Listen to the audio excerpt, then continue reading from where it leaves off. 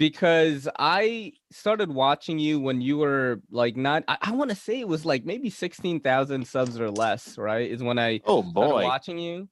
And how does it feel now that you've become this? I know it's gonna sound kind of douchey or cliche or whatever it is, Here, it'll to match be the this knife on the table. to be this kind of like voice that a lot of people pay attention to in the community. Like you could, make or break sales, kind of. Oof. And how does that feel, man? It's weird. It's so weird.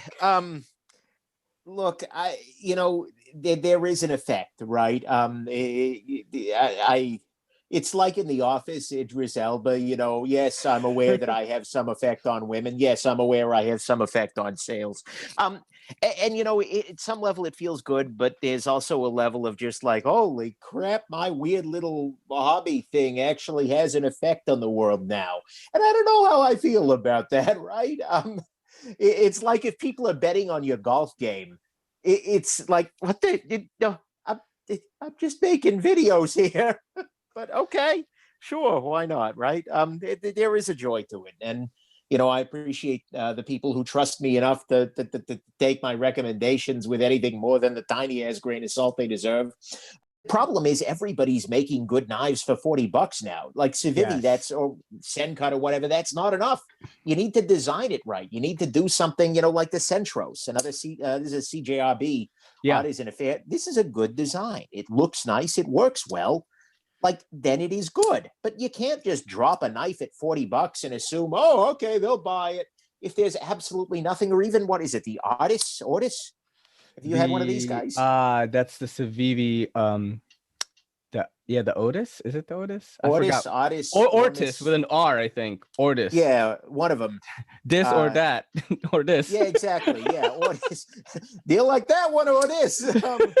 But this is a nice design. It's clear that somebody spent more than 5 minutes working on the damn thing in the run up to, throwing it on the machines. And I appreciate it. But it's just like you can't start a new budget brand with the most forgettable designs ever. Right? I mean, if you asked me to pick a freaking Sidious out of a lineup now, having done the review 4 days ago, I don't think I could. Especially if you mix it in with a bunch of other. So there's no problem with budget stuff, and good budgety stuff. And given $100 is not quite budget these days, but still, good budget designs can be a wonderful thing. But you have to do them right. Cheap isn't good enough when everything is cheap. So that's my feeling on Sencut is like, okay, cool. You made a new brand. Now actually make a knife I give a crap about, and we'll talk. Let's go back to the content creation part of it, right? Sure. Are you feeling like less? Well, you did say that it is harder to be creative, right? Yeah, it can be. Look, at some level, I'm lucky in that my creative process is less like, okay, you are a creative reviewer in video, but like your editing is amazingly creative. What I do is I sit there and I look at knives and I say things that are mostly facts about the knives, given some opinions mixed in. Like, fact about knife, Nick Shabazz his opinion. And I group it. So like at some level, creativity isn't that much of a, like I don't want to say phone it in, but a lot of what I'm doing is sort of just investigatory. Basically, just like, how does this thing perform? Is this worth a damn in the hand, etc.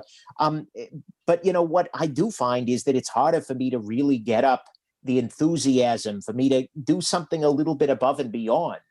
That to me is what's been most difficult. I can absolutely make you a good review of the Arroyo just because, and especially you this like one's it. easier.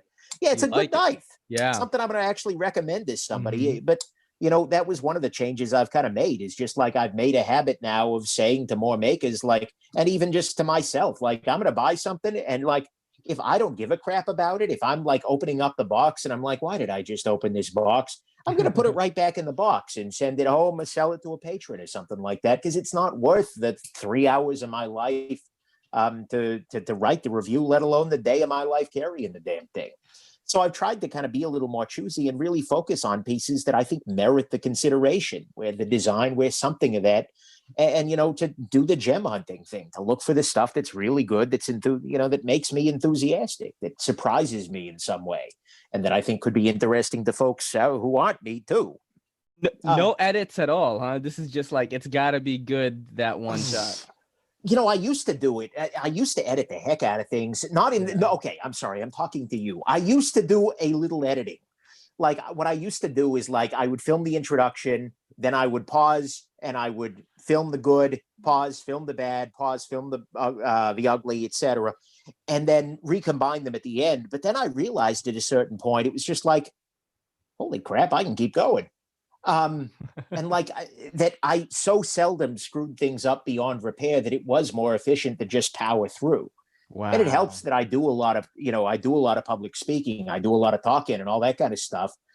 So it makes it I'm a little more equipped to speak on my feet, so to speak. But only maybe in 1 out of 6, 1 out of 8 videos do I end up screwing up so bad that I like chop it off at the bad, ugly transition and like, okay, we're going to have to edit this one. We're going into post here.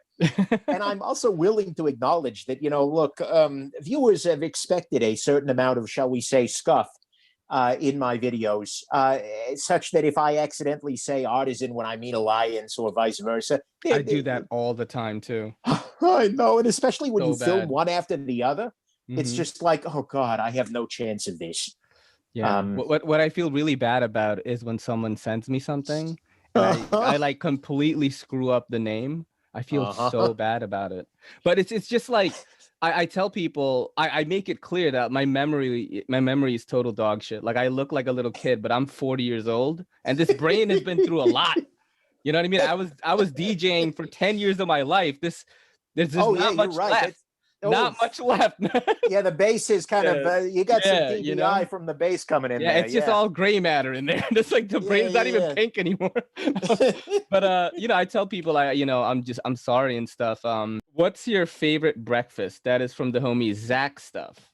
Oh, Zach stuff. He's great. Yeah. Favorite breakfast. I'm gonna go with okay.